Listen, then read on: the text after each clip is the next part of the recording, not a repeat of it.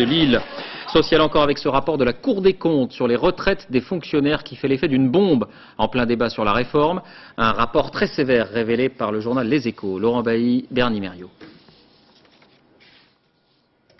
1 300 000 fonctionnaires sont à la retraite, des privilégiés, estime la Cour des comptes. La preuve, selon elle, 35% des agents publics partent bien avant 60 ans. Il y en a même, s'insurgent les magistrats de la Cour, qui peuvent cesser leur activité dès 55 ans grâce à une loi de 1853. La Cour, qui pointe ainsi du doigt certains douaniers, les instituteurs, les personnels de l'équipement, les pompiers, les infirmières, entre autres.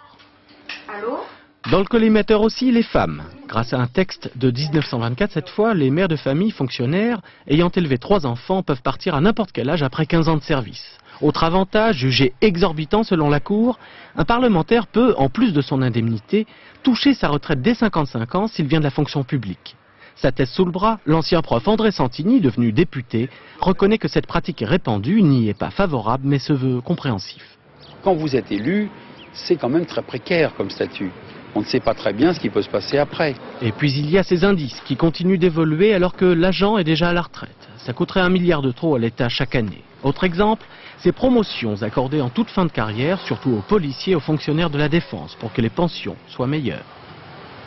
C'est plus un rapport, c'est un réquisitoire. Et en fait, c'est une opération de propagande qui tente en nouvelle fois à opposer l'opinion publique aux fonctionnaires. En dénonçant aujourd'hui ce qu'elle appelle opacité et privilèges, la Cour des comptes met le feu aux poudres à la veille de décisions cruciales sur le dossier des retraites.